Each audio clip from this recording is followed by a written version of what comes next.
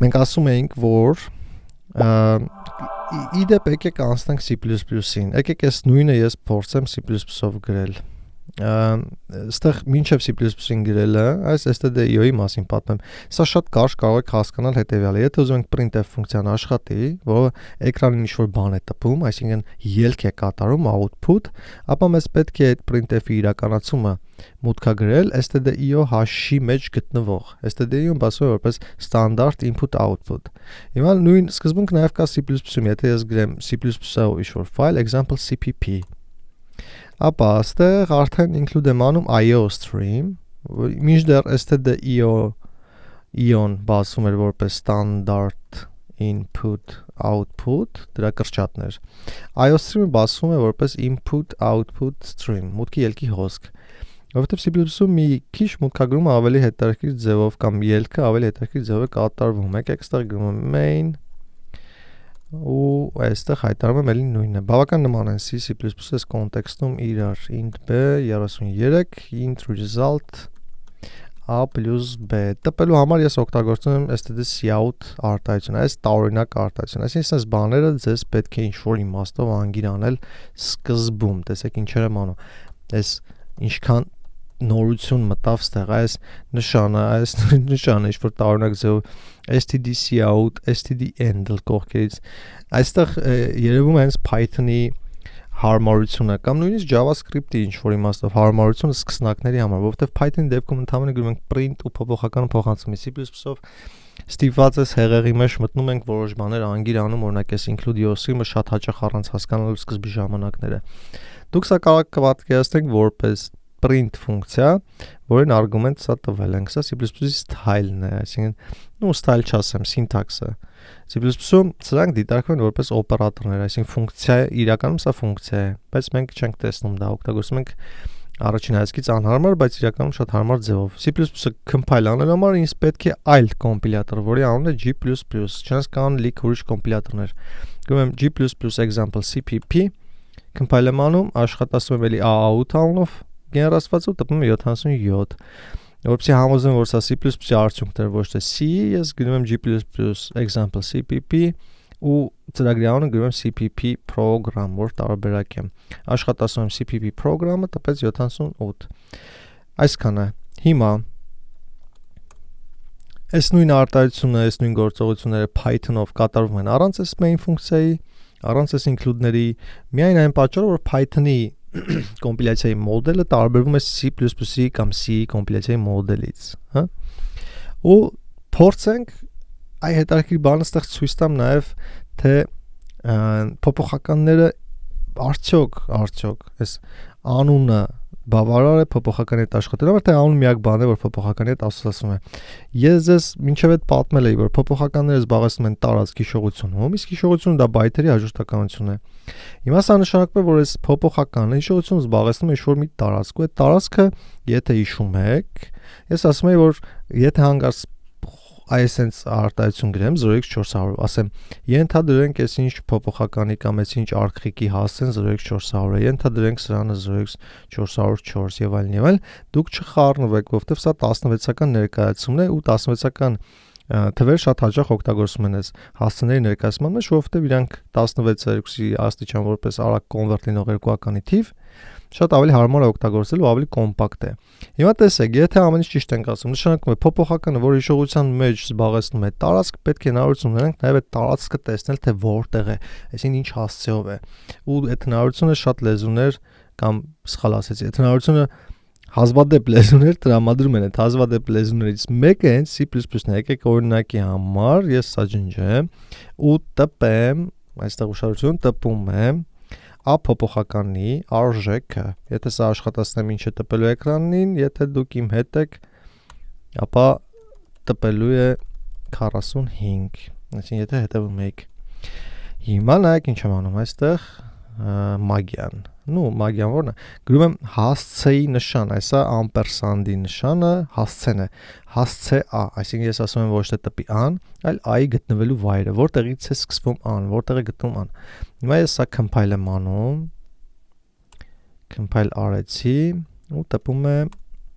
Այն ներողություն, out չէր, my programmer, CPP program, sorry, կռիվ չանեք։ Ոպ, տեսեք ինչ տպեց, երկար բարակ, ինչ-որ արժեք, այս արժեքը իրենից ներկայացնում է, տեսեք ինչ մեծ թիվ է, այս F, եւ այլները հանգարց չխառնեք, եթե 16-ական համակարգի մասին է խոսքը, նշանակում է, որ բացի 0, 1, 2, 3 եւ այլն 9 սիմվոլներից կան լրացուցիչ նոր սիմվոլներ A, B, C, D, E, F, որ 16 հատ սիմվոլ լինի թիվը պահելու համար։ Դրա համար ասում են 16-ական համակարգ։ Դրա համար ասենց բաներ որ տեսեք, սրանք տառեր չեն, իրականում սրանք թվեր են եւս, այսինքն սա ներկայացնում է իրենց թիվ։ Իսկ սա իրականում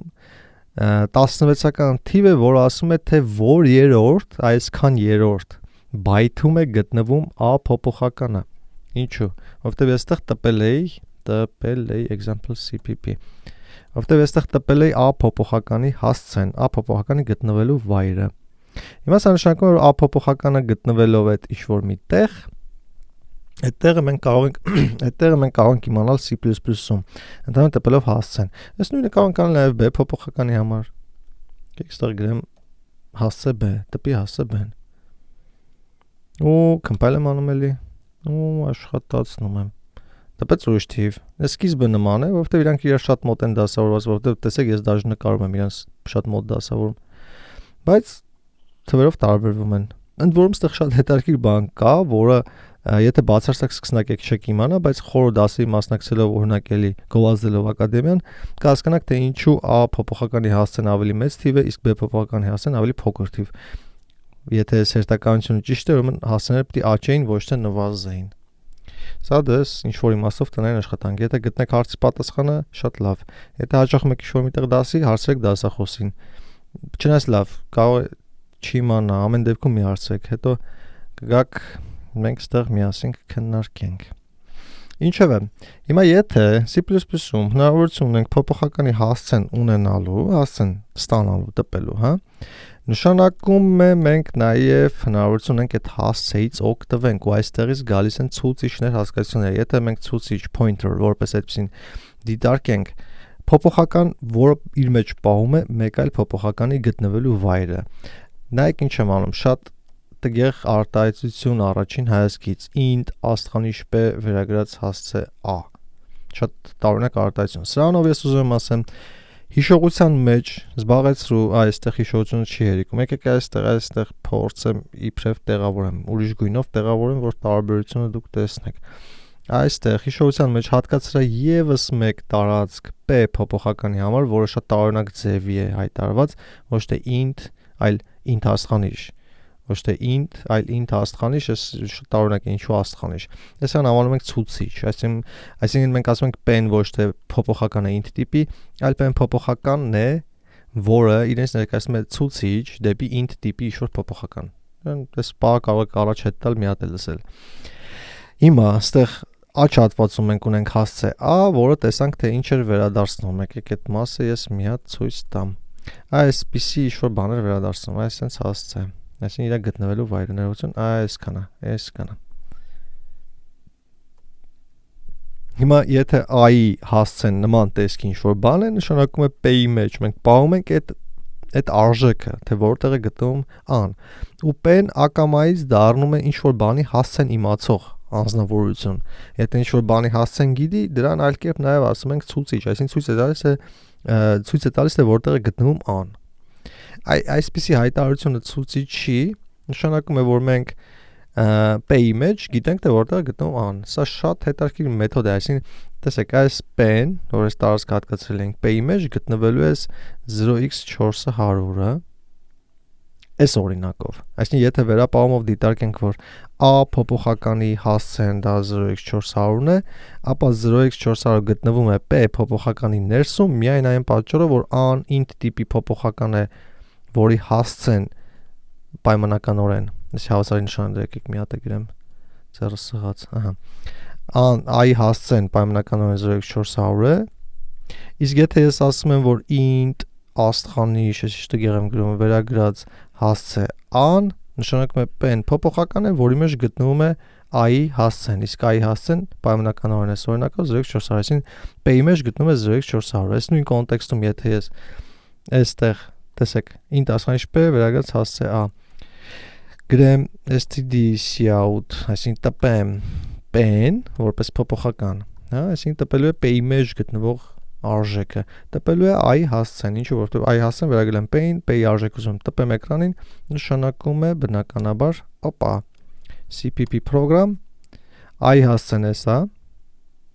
իսկ ես վերջի տպած, եկեք ես նույնիսկ, լավ, դուք հիշում եք ավել ճիշտ, եկեք cut անեմ, տեսնենք, cpp, այս output-ները այս կոդի պարունակությունները, որ միաժամանակ երկուսը տեսնենք, տեսեք, cout եմ արել i հասցեն, առաջի print-ը, առաջի տպելը, տպում է սա, cout եմ արել b-ի հասցեն, երկրորդ print-ը, տպում է սա, և վերջում cout եմ արել pen,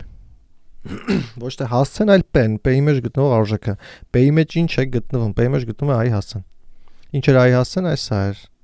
ինչ է p-ի արժեքը տպված, այս սա, այսին նույն i հասցեն, դոս ցուցիչը հնարավորություն է տալիս պահել ինչ-որ փոփոխականի գտնվելու վայրը։ Եթե ինչ-որ փոփոխականի գտնվելու վայրը ես ունեմ, նշանակում է կարող եմ այդ ցուցիչի միջոցով այդ փոփոխականի արժեք փոխեմ։ Տեսեք ինչ հետաքրքիր բան եմ անում։ Սա ջնջում եմ, սա ջնջում եմ, սա ջնջում եմ։ Դուք ուշադրություն դարձեք հետևյալին։ Ունենք հայտարարված a փոփոխական, եկեք այս երկու տողը ջնջեմ, ես չխանգարի։ Դուք ունեք a փոփոխական, հայտարարված a փոփոխական 45 արժեքով ու համապատասխանաբար ցուցիչ p, որի մեջ գտնում է i հասցեն, i գտնվելու վայրը։ Եթե այստեղ գրեմ ասխանիշ p վերագրած ոչ թե 45 այլ 99, տեսեք այս գործողությունը ասխանիշ p կոչվում է ապա հասցեավորում, սա նշանակում է հետևյալը։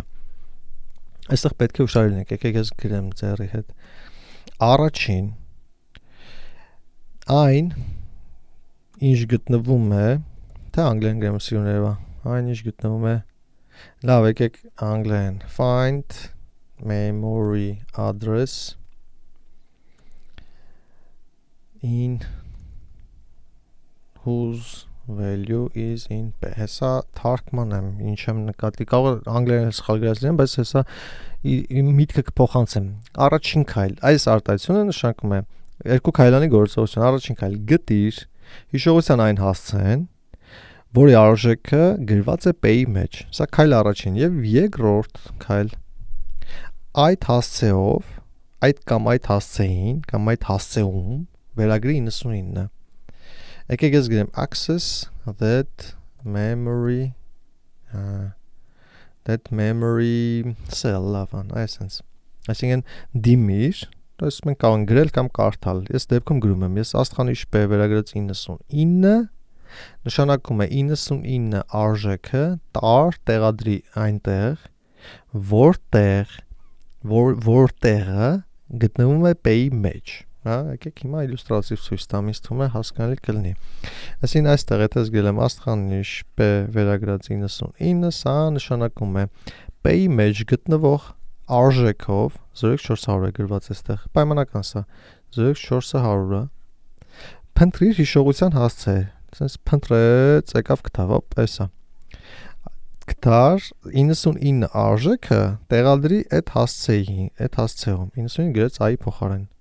Բայց մենք չգիտենք, որ դա a-ն է, այսինքն մենք աշխատում ենք մենակ այս p-ի հետ։ Ասում ենք n ինչի վրա p-ն ցույց է տալիս,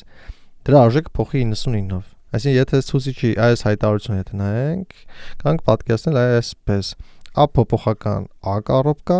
արկղ մեջը ինչ էր, i արժեքը 45։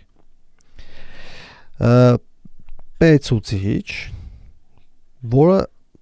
ցույց էր տալիս a արկղի վրա, սա p-ն է։ Եթե ես ասում եմ աստղանիշ p վերագրած 99, նշանակում է ոչ թե p-ին, այլ p-ի կողմից ցույց տրվող արկղին վերագրի 99։ Հիմա աշխատացնենք կոդը։ Տեսեք, եթե ես աստղանիշ p վերագրած 99 եմ գրել, նշանակում է a-ն տպելուց, սրանք հիշում եք մեկնաբանություններ, սրանք կամպիլյատորը չի հասկանում։ Եթե ես cout անեմ ոչ թե a-ն, ներողություն, հենց a-ն, ինչ եմ ասում ոչ թե a-ն, եթե cout անեմ a-ն, i արժեք 45 է, բայց տպելու է 99, ինչու որովհետև ունեմ ցուցիչ, որ ցույց է տալիս i-ի վրա, ու այդ ցուցիչը օգտագործելով i արժեքը ոչ ակնհայտորեն, այսպես ասած ոչ ուղղակիորեն փոխել եմ դեպի 99։ Հիմա compile եմ անում, աշխատացնում եմ։ Օպ, 99։ Այսինքն ցուցիչները հնարավորություն են տալիս հղվել հիշողության ինչ-որ տարածքի, ունենալով այդ տարածքի հասցեն։ որ մենք կարող ենք օգտագործել։